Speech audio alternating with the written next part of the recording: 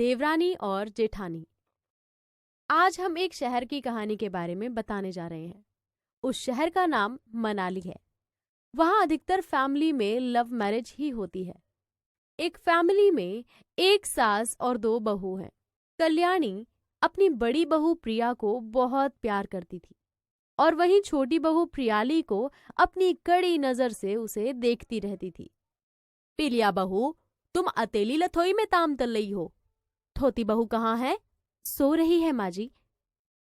क्या? अब तक थो रही है? उसे मालूम नहीं कि सुबह हो गई है? नहीं माँ जी, प्रियाली की तबीयत खराब है। दरअसल मैंने ही बोला है कि तुम आराम करो। पिलिया बहू, तुम बहुत ही भोली हो।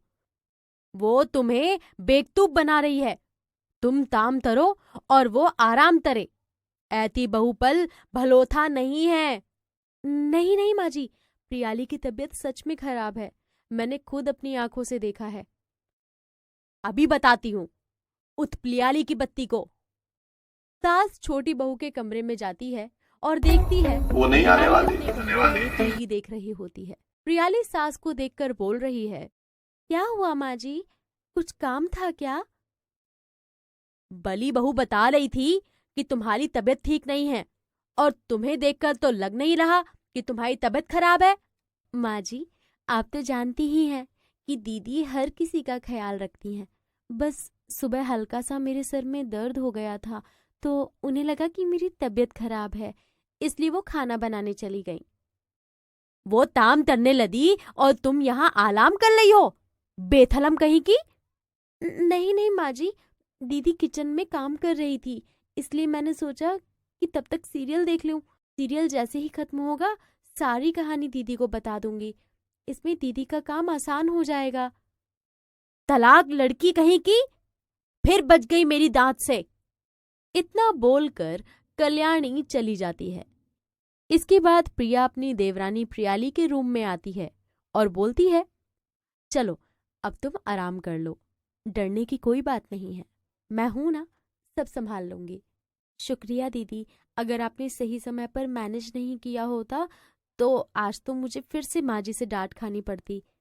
इस तरह प्रिया प्रियाली को बचाती रहती, लेकिन कल्याणी मौका ढूंढती रहती प्रियाली को डांटने का।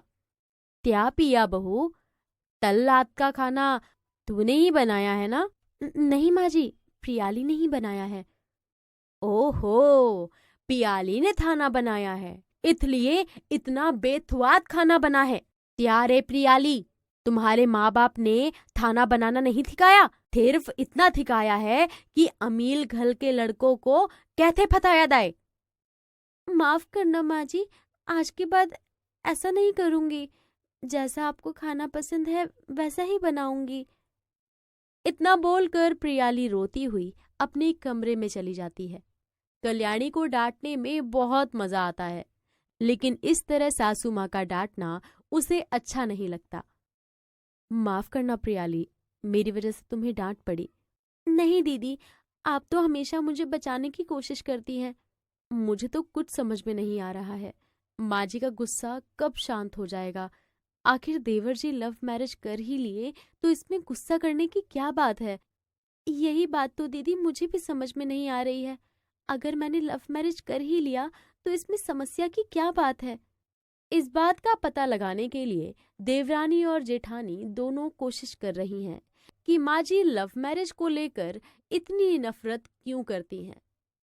अगले ही दिन कल्याणी की सहेली देवकी आती है, आवाज लगाती हुई, कल्याणी कहाँ हो तुम? देखो, मैं अपने बेटे की शादी का कार्ड देने आई हूँ। आंटी जी, माँ जी घर पर नहीं है, वो मार्केट गई हैं। शाम को आते ही मैं उनको बता दूंगी कि देवकी आंटी आई थी, वो अपने बेटे की शादी का कार्ड देने आई थी। प्रिया, ध्यान से कार्ड कल्याणी को दे देना, भूलना नहीं। ठीक है आंटी जी। सुन प्रिया बहू, मैंने सुना है कि तुम्हारा देवर लव मैरिज किया है। कहाँ है तुम्हारी देवरानी? जानती हो, मेरा बेटा भी लव मैरिज कर रहा है। नमस्ते आंटी जी, मैं ही हूँ प्रियाली, प्रिया दीदी की देवरानी। आपको बधाई हो, आपका बेटा भी लव मैरिज कर रहा है। हाय, कल्याणी की छोटी बहू कितनी सुंदर है। कल्याणी तो बहुत खुश हो गई होगी, है ना? आप ऐसा क्यों कहती हैं आंटी? आंटी जी, लव मैरिज करने पर माता पिता बहुत नाराज होते हैं अपने बच्चे से। नाराज होते होंगे दूसरे के माता पिता। कल्याणी तो खुश ही होगी, क्योंकि उसने भी तो अपने टाइम में लव मैरिज ही किया था। क्या? Love marriage? सास और ससुर जी की लव मैरिज थी? सच में आंटी?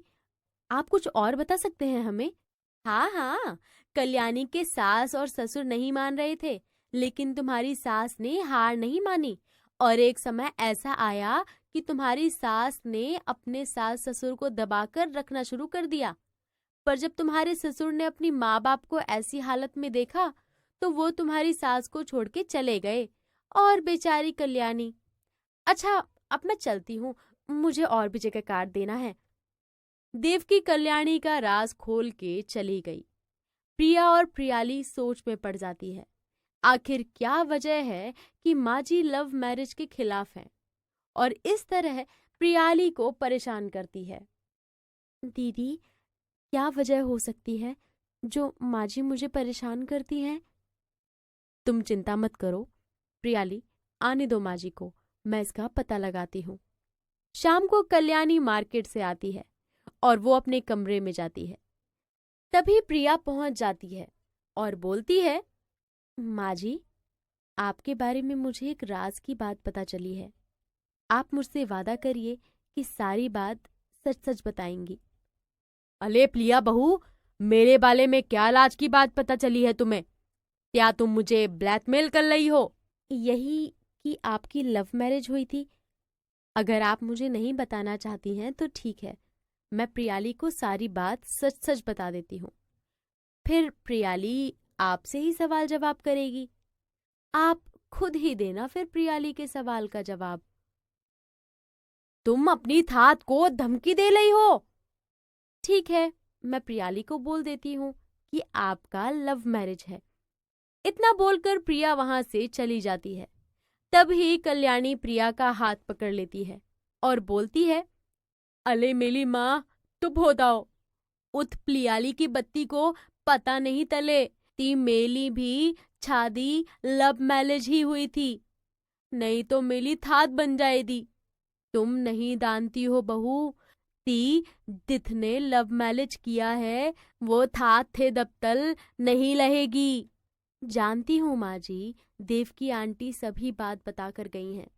आप ये बताइए कि आपकी खुद की लव मैरिज है, तो आप प्रियाली को इतना क्यों डांटती हैं और नफरत क्यों करती हैं? अले, मैं नहीं चाहती हूँ कि प्रियाली मुझे दबा कर रखे, और मैंने 2 दिन देखे हैं, वो दिन कभी प्रियाली देखे। अगर मैं प्रियाली से डल कर रही तो मेरा बेटा मुझे छोड़कर चला जाएगा।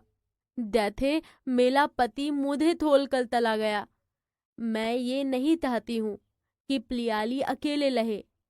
मैं उसका हमेशा भला चाहती हूँ। सारी बात कल्याणी प्रिया को बता ही रही होती है कि वहां प्रियाली आती है और बोलती है, माँ जी, आपके साथ ऐसा कभी नहीं करूँगी और मेरे साथ भी ऐसा नहीं होगा। और आपकी लव मैरिज के बारे में मैं जानती हूँ। आपको डरने की बात नहीं है। आप अपने मन से ये डर निकाल दीजिए। प्रियाली की बात सुनकर कल्याणी शर्मा जाती है और अपनी दोनों बहुओं को गले लगा लेती है।